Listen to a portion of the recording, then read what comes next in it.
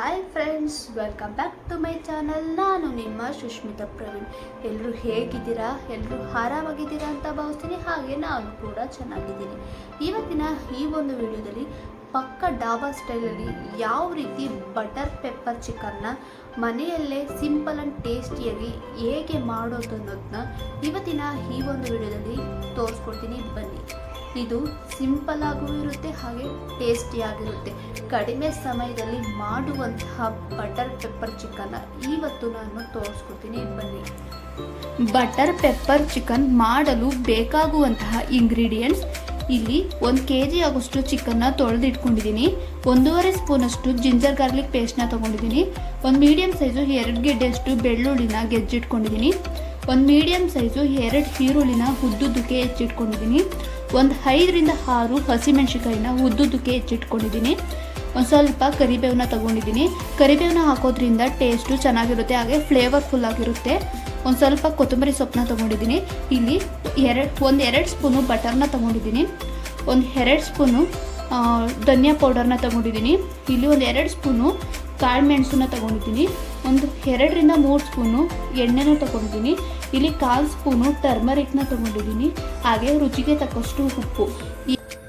ಈಗ ಯಾವ ರೀತಿ ಬಟರ್ ಪೆಪ್ಪರ್ ಚಿಕನ್ನ ಮಾಡ್ತೀನಿ ಅನ್ನೋದನ್ನ ತೋರಿಸ್ತೀನಿ. ಬನ್ನಿ. ಬಟರ್ ಪೆಪ್ಪರ್ ಚಿಕನ್ ಮಾಡೋಕ್ಕೂ ಮುಂಚೆ ಫಸ್ಟ್ ಇಲ್ಲಿ ಮೆಣಸು ಮತ್ತು ಧನಿಯಾ ಪುಡಿನ ಹುರ್ಕೋಬೇಕು. ಈಗ ಯಾವ ರೀತಿ ಹುರ್ಕೋತೀನಿ ಅಂತ ತೋರಿಸ್ತೀನಿ. ಬನ್ನಿ. ಒಗ್ಗರಣೆ ಹಾಕುವಂತಹ ಒಂದು ಪಾತ್ರೆನ ತಗೊಂಡು ಅದಕ್ಕೆ ಧನಿಯಾ ಪುಡಿನ ಹಾಕ್ಕೊಂಡು ಲೋ ಫ್ಲೇಮಲ್ಲೇ ಹುರ್ಕೊಳ್ಳಿ. ಧನಿಯಾ ಪುಡಿ ಏನಿದೆ ಅದು ಕಲರ್ ಚೇಂಜ್ ಆಗೋವರೆಗೂ ನಿಧಾನಕ್ಕೆ ಹುರ್ಕೊಳ್ಳಿ. ನೋಡಿ, ಈ ಥರ ಧನಿಯಾ ಪೌಡರ್ನ ಹುರಿದು ಪೆಪ್ಪರ್ ಚಿಕನ್ಗೆ ಹಾಕೋದ್ರಿಂದ ಟೇಸ್ಟು ತುಂಬಾ ಚೆನ್ನಾಗಿರುತ್ತೆ. ನೀವು ಕೂಡ ಒಂದ್ಸಲ ಟ್ರೈ ಮಾಡಿ, ಯಾವ ಥರ ಬರುತ್ತೆ ಅಂತ ನಿಮಗೆ ಗೊತ್ತಾಗುತ್ತೆ. ನೋಡಿ, ಈಗ ಇದು ಕಲರ್ ಚೇಂಜ್ ಆಗ್ತಾ ಇದೆ. ಈಗ ಇದನ್ನ ಆಫ್ ಮಾಡ್ಕೋತೀನಿ. ನೋಡಿ, ಈಗ ಧನಿಯಾ ಪುಡಿನ ಹುರಿದಿರೋದಕ್ಕೇನೆ ಈಗ ಮೆಣಸನ್ನು ಹಾಕೊಂಡು ಚೆನ್ನಾಗಿ ನಿಧಾನವಾಗಿ ಹುರ್ಕೋತೀನಿ. ಈ ಮೆಣಸನ್ನು ಕೂಡ ಹುರಿಯುವಾಗ ಒಂದು ಸ್ಮೆಲ್ ಬರುತ್ತೆ. ಈ ಥರ ಹುರಿಯುವಾಗ ಮೆಣಸು ಸಿಡಿಯುವಂತಹ ಚಾನ್ಸಸ್ ಇರುತ್ತೆ, ನೀವು ನೋಡಿಕೊಂಡು ಹುರ್ಕೊಳ್ಳಿ. ಈಗ ಮೆಣಸು ಕೂಡ ಹುರಿದಾಯ್ತು. ಈಗ ಗ್ಯಾಸ್ನ ಆಫ್ ಮಾಡ್ಕೋತೀನಿ. ಹುರ್ಕೊಂಡಂತಹ ಮೆಣಸನ್ನ ಈಗ ಕುಟ್ಟಣಿಕೆಗೆ ಹಾಕ್ಕೊಂಡು ಪುಡಿನ ಮಾಡ್ಕೋತೀನಿ. ಲೈಟಾಗಿ ಪುಡಿ ಆಗೋವರೆಗೂ ಪುಡಿ ಮಾಡ್ಕೊಳ್ಳಿ. ಪುಡಿ ಮಾಡ್ಕೊಂಡಾದ್ಮೇಲೆ ಸಿಗ್ತೀನಿ ನಿಮಗೆ. ನೋಡಿ, ಈಗ ಈ ಥರ ಪುಡಿ ಮಾಡಿ ಇಟ್ಕೊಂಡಿದ್ದೀನಿ. ನಾನು ಜಾಸ್ತಿ ಪುಡಿ ಮಾಡೋಕೆ ಹೋಗಿಲ್ಲ, ತರ್ತರಿಯಾಗೇನೆ ಪುಡಿ ಮಾಡ್ಕೊಂಡಿದ್ದೀನಿ. ನೋಡಿ, ಈಗ ಇದೆರಡು ಆಗಿದೆ. ಈಗ ಯಾವ ರೀತಿ ಮಾಡೋದನ್ನ ತೋರಿಸ್ತೀನಿ. ಬನ್ನಿ. ನೋಡಿ, ಈಗ ಒಂದು ಪಾತ್ರೆನ ತಗೊಂಡಿದ್ದೀನಿ. ಈ ಪಾತ್ರೆಗೆ ನಾನು ಒಂದು 2 ರಿಂದ 3 ಸ್ಪೂನ್ ಆಗೋಷ್ಟು ಎಣ್ಣೆನ ಹಾಕೋತೀನಿ. 1 ರಿಂದ 2 ಸ್ಪೂನ್ ಆಗೋಷ್ಟು ಬೆಣ್ಣೆನೂ ಕೂಡ ಇದಕ್ಕೆ ಸೇರಿಸ್ಕೊತೀನಿ. ಬೆಣ್ಣೆ ಹಾಕೋದ್ರಿಂದ ಬಟರ್ ಪೆಪ್ಪರ್ ಚಿಕನು ತುಂಬಾ ಟೇಸ್ಟ್ ಚೆನ್ನಾಗಿರುತ್ತೆ. ಈಗ ಎಣ್ಣೆ ಮತ್ತು ಬೆಣ್ಣೆ ಕಾದಿದೆ. ಇದಕ್ಕೀಗ ನಾನು ಹಸಿಮೆಣಸಿಕಾಯಿನ ಹಾಕೋತೀನಿ.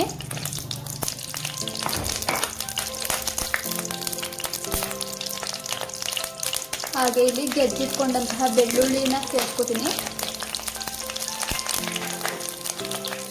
ಚೆನ್ನಾಗಿ ಫ್ರೈ ಮಾಡ್ಕೊಳ್ಳೋಣ.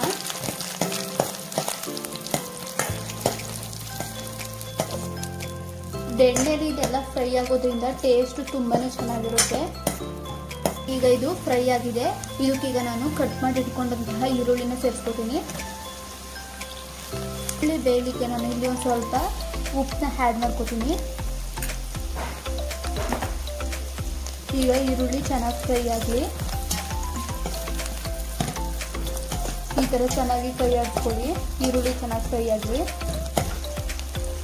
ನೋಡಿ, ಈಗ ಇದು ಈರುಳ್ಳಿ ಚೆನ್ನಾಗಿ ಫ್ರೈ ಆಗಿದೆ. ಇದಕ್ಕೆ ನಾನು 1 ರಿಂದ 1.5 ಸ್ಪೂನಷ್ಟು ಶುಂಠಿ ಬೆಳ್ಳುಳ್ಳಿ ಪೇಸ್ಟ್ನ ಸೇರಿಸ್ಕೊತೀನಿ.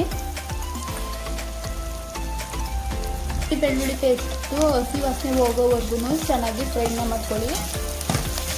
ಚೆನ್ನಾಗಿ ಈ ಥರ ಫ್ರೈ ಆಡಿಸ್ಕೊಳ್ಳಿ, ಹಸಿ ವಾಸನೆ ಹೋಗೋವರೆಗೂ. ನೋಡಿ, ಈಗ ಇದು ಚೆನ್ನಾಗಿ ಫ್ರೈ ಆಗಿದೆ. ಇದಕ್ಕೆ ಇದಕ್ಕೀಗ ನಾನು ಸ್ವಲ್ಪ ಅರಿಶಿಣವನ್ನು ಹಾಕೋತೀನಿ. ಇದನ್ನು ಕೂಡ ನಾನು ಎಣ್ಣೆಲೆ ಚೆನ್ನಾಗಿ ಫ್ರೈನ ಮಾಡ್ಕೋತೀನಿ. ನೋಡಿ, ಈಗ ನಾನು ಕರಿಬೇವನ್ನ ಹಾಕೋತೀನಿ. ಇದನ್ನು ಹಾಕ್ಕೊಂಡು ಫ್ರೈನ ಮಾಡ್ಕೋತೀನಿ. ನೋಡಿ ಈಗ ಇದು ಚೆನ್ನಾಗಿ ಫ್ರೈ ಆಗಿದೆ. ಇದಕ್ಕೆ ನಾನೀಗ ಚಿಕನ್ನ ಸೇರಿಸ್ಕೊತೀನಿ.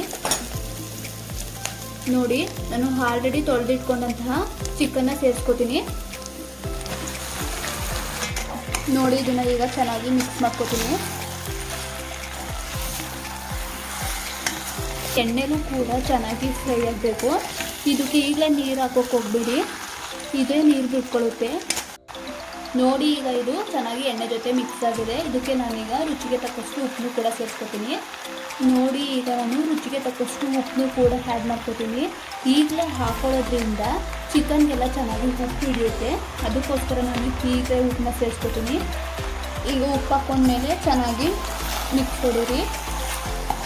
ಈಗ ಇದಕ್ಕೆ ಉಪ್ಪೆಲ್ಲ ಹಾಕಿ ಚೆನ್ನಾಗಿ ಮಿಕ್ಸ್ ಮಾಡ್ಕೊಂಡಿದ್ದೀನಿ. ಇದು ನೀರು ಬಿಟ್ಕೊಳ್ಳೋವರೆಗೂ ಕೂಡ ಒಂದು ಸ್ವಲ್ಪ ಬೇಯಲಿ. ನೀರು ಬಿಟ್ಕೊಂಡಾದ್ಮೇಲೆ ಇದಕ್ಕೆ ನೀರನ್ನ ಸೇರಿಸ್ಬಿಟ್ಟು ಬೇಯಕ್ಕಿಡೋಣ. ಇಲ್ಲಿ ನೀವೇ ನೋಡಿ ಒಂದು ಸ್ವಲ್ಪ ನೀರೆಲ್ಲ ಬಿಟ್ಕೋತಾ ಇದೆ.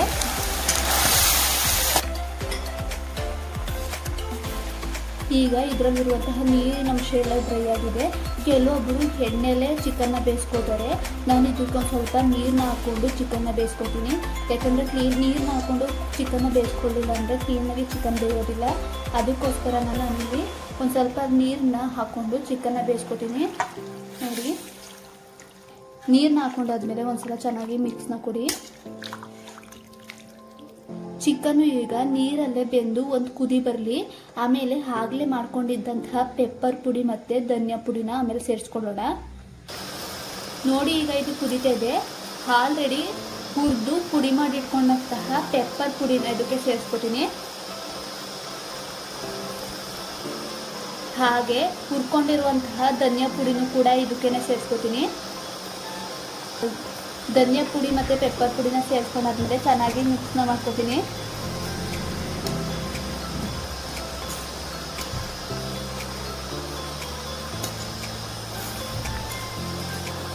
ನೋಡಿ ಈಗ ಧನಿಯಾ ಪುಡಿ ಮತ್ತು ಪೆಪ್ಪರ್ ಪುಡಿನ ಹಾಕೊಂಡು ಮಿಕ್ಸ್ ಮಾಡ್ಕೊಂಡಿದ್ದೀನಿ. ಏನಿದೆ ಈ ನೀರೆಲ್ಲ ಡ್ರೈ ಆಗೋವರೆಗೂ ಕೂಡ ನಾನು ಈ ಚಿಕನ್ನ ಬೇಯಿಸ್ಕೊತೀನಿ. ಡ್ರೈ ಆದಮೇಲೆ ಯಾವ ರೀತಿ ಕಾಣಿಸುತ್ತೆ ಅಂತ ನಿಮಗೆ ತೋರಿಸ್ತೀನಿ. ಈ ನೀರೆಲ್ಲ ಡ್ರೈ ಆಗಬೇಕು, ಅಲ್ಲಿವರೆಗೂ ಬೇಯಿಸ್ಕೊಳ್ಳಿ. ನೋಡಿ ಆಗಲೇ ನೀರು ಎಷ್ಟಿತ್ತು, ಈಗ ಎಲ್ಲ ನೀರು ಡ್ರೈ ಆಗಿ ಈ ಥರ ಕನ್ಸಿಸ್ಟೆನ್ಸಿಗೆ ಬಂದಿದೆ. ಈಗ ಬಟರ್ ಪೆಪ್ಪರ್ ಚಿಕನ್ ಈಗ ರೆಡಿಯಾಗಿದೆ.